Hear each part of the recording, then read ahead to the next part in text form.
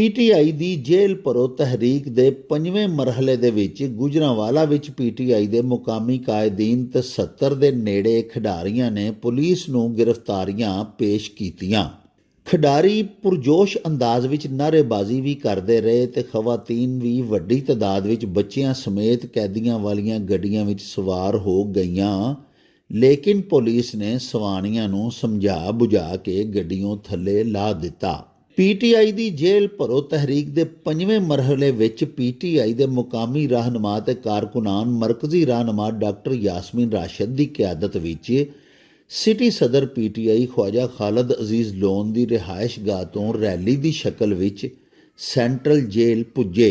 आज इंशाल्लाह गुजरांवाला अपनी सियासी तारीख रकम करने जा रहा है। आज का दिन इंशाल्लाह इस तहरीक का जो मेरे खान ने चलाई है, आज उसका बहुत ही अहम दिन है और मैं समझता हूँ कि इसकी अहमियत इंशाल्लाह गुजरांवाला को मिलने जा रही है और ये गुजरांवाला की सियासी शान और सियासी इज़्ज़त में आज हम इजाफ़ा करेंगे और पूरे पाकिस्तान को पैगाम देंगे गुजरांवाला से कि हम खां की जो महंगाई मुकाओ जेल भरो तहरीक है उसमें आज जो हिस्सा डालेंगे वो पूरा पाकिस्तान उसका इंशाल्लाह एंजॉय करेगा, फ़ायदा होगा। लोग हज़ारों की तादाद में इधर जमे, अभी काफ़िले हमारे आने हैं।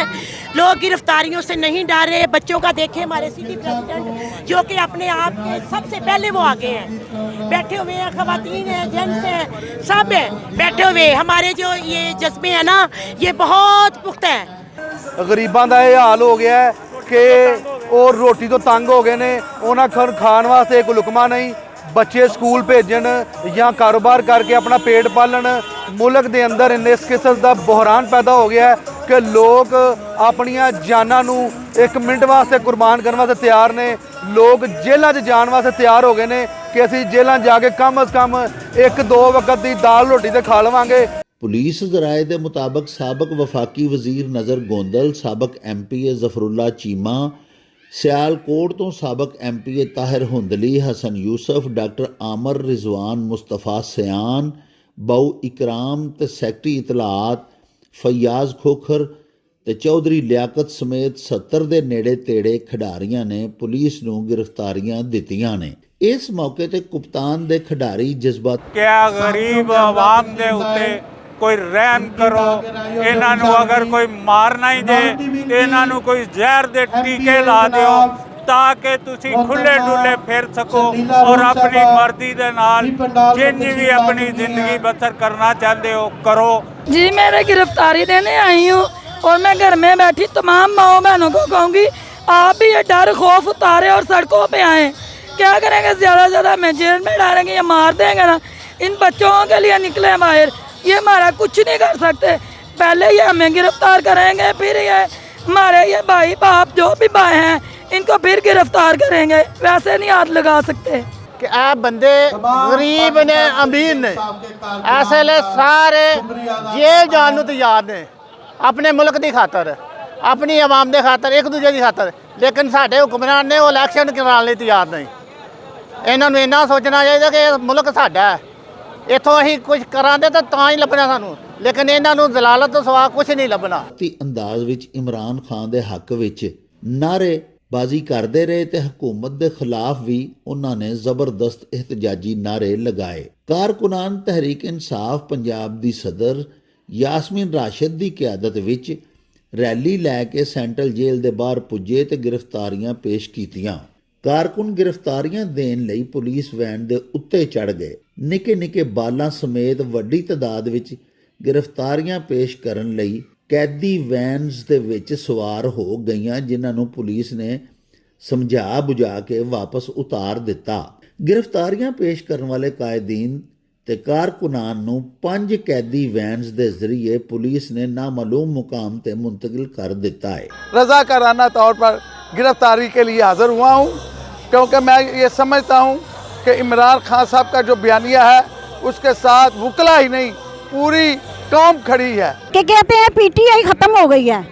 अगर पीटीआई ख़त्म हो गई है तो ये जो जुनून है ये कहाँ से आया? इतना जुनून, इतना रश, एक आवाज़ पे पूरा गुजरांवाला क्या पूरा पाकिस्तान यहाँ पे पहुंच रहा है। यानी सियालकोट से लोग आ रहे हैं, गुजरात से आ रहे हैं, सब हमारे गुजरांवाला में इकट्ठे हो रहे हैं गिरफ्तारी देने के लिए। और आप देख रहे हैं मैं भी यहाँ पे गिरफ्तारी देने आई हूँ। आज हम यहाँ पर अपने कायद इमरान खान की आवाज़ पर इकट्ठे हुए हैं और रज़ाकाराना तौर पर एहतजाजन एक गिरफ़्तारी देने के लिए आए हैं, क्योंकि ये जो हुकूमत कायम हुई है ये जाली पर्चे, झूठे मुकदमात से लोगों को डराना धमकाना चाहती है, और हम ये साबित करना चाहते हैं कि हम ऐसे उस हथकंडों से डरने वाले नहीं हैं।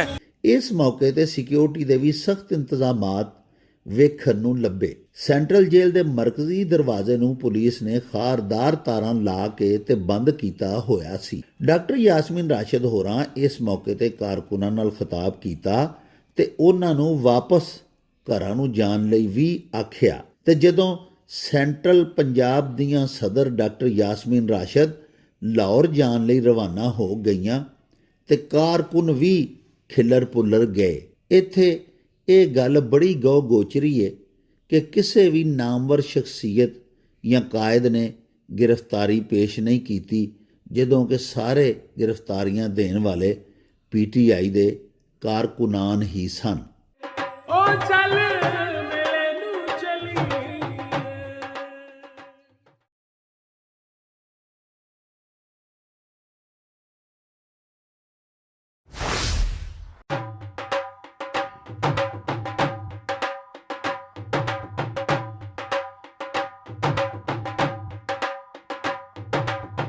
रौनक हो जाऊं छट में चल मेले नू चलिए,